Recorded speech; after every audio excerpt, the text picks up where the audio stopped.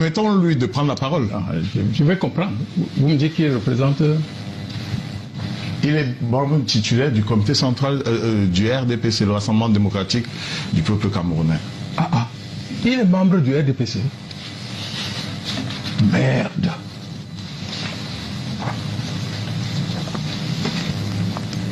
Titre 2. Membre, admission, droits et obligations. Ça, c'est le statut. C'est quel texte? Le statut du RDPC.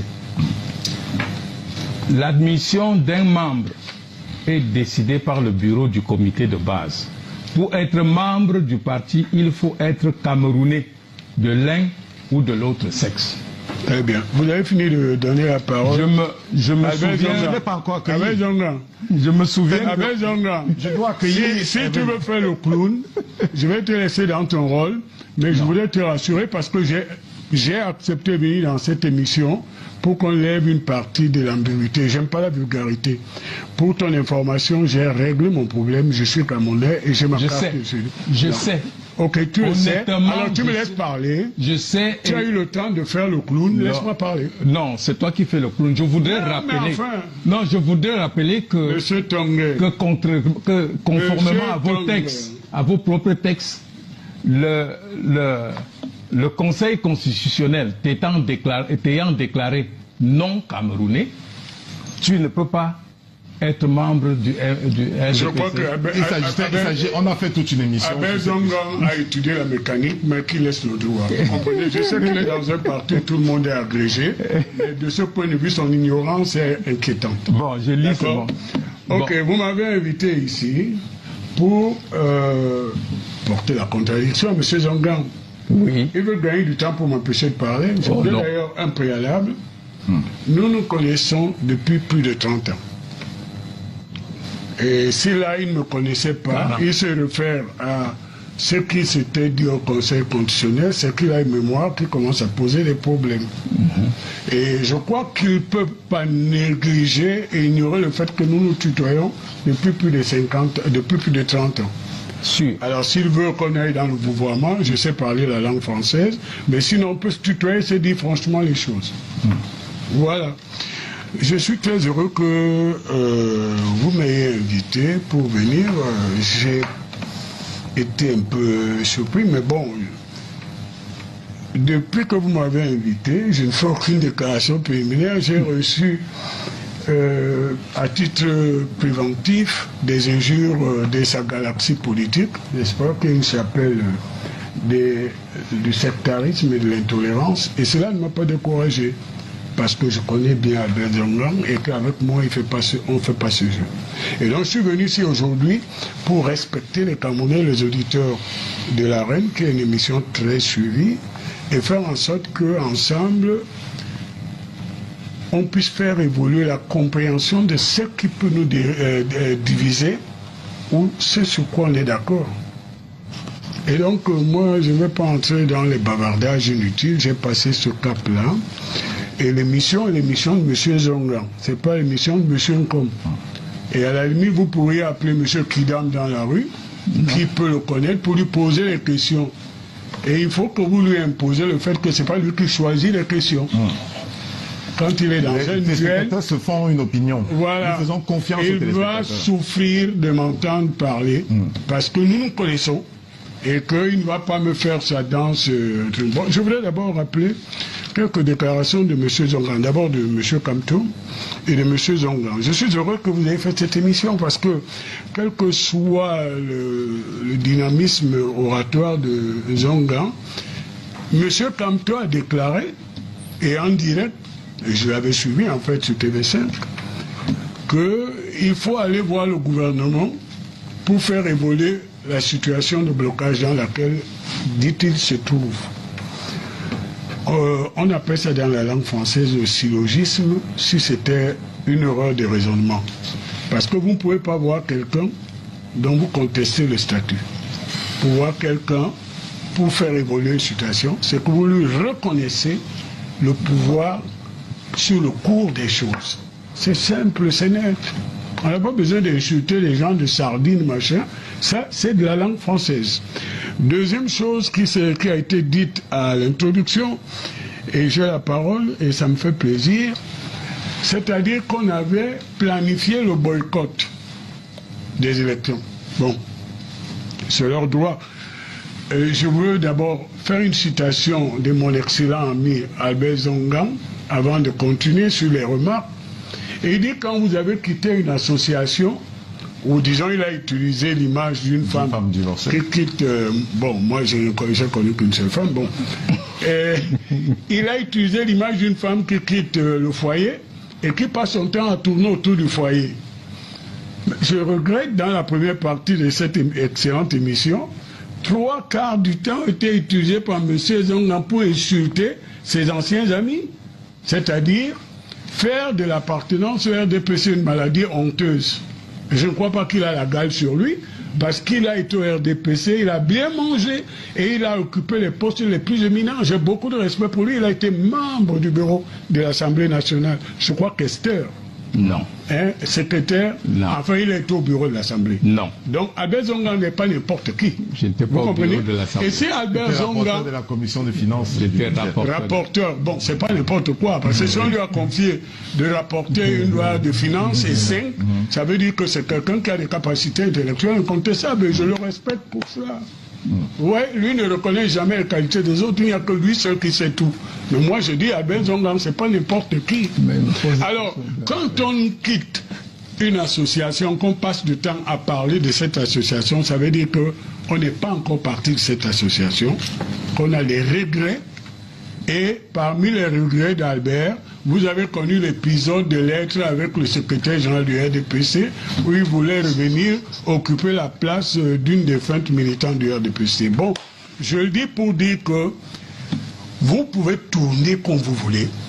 Le RDPC est au centre de la vie politique. C'est vrai que tout n'est pas parfait. Nous devons faire évoluer les choses. Et nous allons parler des derniers événements qui vous intéressent. Et nous allons assumer notre part.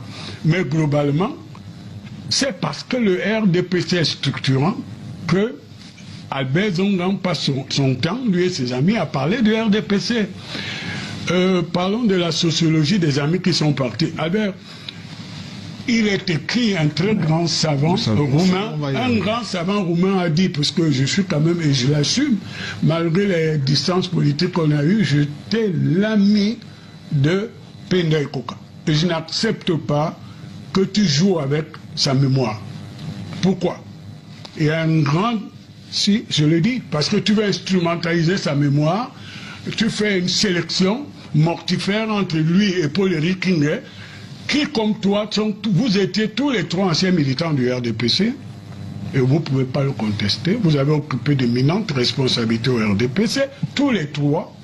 Vous êtes allés en transhumance dans d'autres horizons, parce qu'il y avait peut-être de l'herbe, où vous croyez que l'environnement du RDPC s'était asséché, et vous voyez que vous tournez en rondon pour parler de ça. Bon, un célèbre écrivain roumain a dit « Les vivants ferment les yeux des morts, mais les morts doivent ouvrir les yeux des vivants s'ils sont conscients. » Très bien. C'est-à-dire qu'on doit faire de ces expériences des choses qui respectent les uns les autres et qui nous fassent évoluer. Donc, je ne vais pas être plus long, je voudrais dire que je suis venu ce soir pour que Albert et moi élèvent le débat, parce que j'ai lu ici et là, je n'ai pas l'habitude d'aller dans les poubelles cybernétiques, comme quoi ça allait finir au couteau, au sang. Bon, je voulais dire aux gens qu'Albert est un très bon ami agréable, à part parfois ses libertés verbales et accompagné des injures. Il est quelqu'un qui a été longtemps un grand militant du RDPC, et j'étais encore en France, à la diaspora. Il me rendait visite chaque fois qu'il arrivait et j'avais le plaisir d'être avec lui. Aujourd'hui, je veux savoir qu'est-ce qui nous a séparés, qu'est-ce qui est fondamental et ce quoi nous ne pouvons pas négocier. Et j'ai entendu de belles phrases de sa bouche, je ne sais pas s'il s'écoute parfois. Hein. Il dit le Cameroun est un et indivisible. Oui, monsieur. Et bien, quand il a dit pourquoi est-ce que nous ne serions pas ensemble pour maintenir cette vision qui, je crois, était partagée par l'immense majorité des Camerounais. Donc, à ceux qui pensaient que je viendrais ici pour planter le couteau et insulter Albert Zongan, vous avez tout perdu. Je suis venu interpeller un ami, et je suis venu interpeller un ancien camarade du parti, Et je suis venu lui dire qu'on laisse les faits divers et qu'on dise qu'est-ce qu'on veut faire évoluer. Qu'est-ce qui est différent dans son engagement actuel avec la politique du RDPC que je défends ici. La première question. Oui. Non, monsieur, comme... Tu m'appelles monsieur déjà. Non, ici, là, quand vous venez en tant que membre du comité central du RDPC, c'est monsieur Comme. Vous êtes resté égal à vous-même. Capable de démontrer que le chat est un chien. Écoutez, monsieur, la confusion qu'il y a dans la tête de vous qui vous dites RDPC, qui pense que l'État du Cameroun, c'est le RDPC. Moi, quand je parle de mes combats, je parle de mes combats contre ceux qui usurpent et qui ont l'effectivité du pouvoir. Mais comme dans votre tête, parler du pouvoir, c'est parler du RDPC. C'est là où vous êtes perdu. Écoutez. Quand vous parlez... Non, quand vous parlez, je n'ai rien dit. Vous n'avez pas peur. Au départ, presque religieusement. Au départ, l'article que j'ai lu, ce n'était pas pour vous contester. C'était pour introduire ce qu'on appelle ici une mémoire sélective. Ça veut dire que quand vous avez voulu être député, votre liberté de ton et votre capacité de lutter à la base a fait que vos propres amis se méfient. Et on a utilisé donc le Conseil constitutionnel. Tu ne vas pas me retourner comme mes amis. Monsieur, je sais que c'est un tir ami que j'ai reçu et alors c'est derrière moi. Bon, attends, c'est derrière toi, mais ça existe. C'est derrière moi, comme quand tu as admis les élections 2018, derrière lui. Ça existe et je dis, quand il a fallu que vos amis vous écartent, on a dit que tu n'étais pas Cameroun. J'ai réglé ce problème. Quand il a fallu que les autres, qui sont pires que toi, parce que tu es allé prendre une nationalité pour travailler, pour apprendre quelque chose. Merci d'être un bon avocat. Non, monsieur, moi je suis l'avocat de ceux qui ont la double nationalité. C'est un avantage. Je sais qu'on est d'accord sur ce point. Ce n'est pas un désavantage, monsieur. Je le sais, Albert, mais on peut avancer. Non, j'avance en disant que quand les gens se sont servis de cela dans votre propre parti, pour te dire que tu ne peux pas être candidat, j'admire ton courage d'être quand même resté et de tenter. Tu m'as appelé pour me témoigner ton amitié. J'étais très sensible parce que tu es un homme d'honneur. Je l'ai toujours fait parce que quand j'avais besoin de toi, tu es venu vers moi. Donc, monsieur, je ne suis pas ce que tu crois. Je peux continuer. Maintenant, quand tu dis que on a parlé du RDPC, je n'ai pas parlé du RDPC du tout. On va en parler. J'attendais que tu viennes, mais j'ai parlé du pouvoir. Mais comme dans votre tête, dès qu'on parle de Biya, on parle du président du RDPC. Et c'est cette confusion à la tête de l'État qui fait que quelqu'un qui se dit père de tout le monde et en même temps père d'une partie du monde, ça le perd. Parce que si Biya n'était pas président de ton parti, je crois que tu ne te sentirais pas indexé quand je critique sa façon de gérer. Rodrigue. On lui permet, s'il souhaite poursuivre, parce que vous avez parlé 7 minutes. On va lui permettre de faire au moins ce temps-là. Sauf si vous laissez. Quand vous avez peur qu'il vous le laisse. Il partira pas. Donc moi, je te dis, je ne suis pas de ceux qui ont honte de leur passé. Et de ton passé. J'ai milité. J'ai milité. Si vous le coupez, j'ai milité au RDPC quand tu étais opposant. Je n'ai jamais été opposant. Tu vois là où tu te trompes, tu es ton propre ami. Mon ami. Vous allez répondre. Vous n'avez jamais été opposant. J'ai commencé à l'UNC, qui, article 1, s'est transformé en RDPC. J'étais secrétaire de la section de France et tu venais chez moi. Comment peux-tu être d'une mauvaise foi? Tu concours pour avoir le mauvais. S'il vous plaît. Bon, quelqu'un...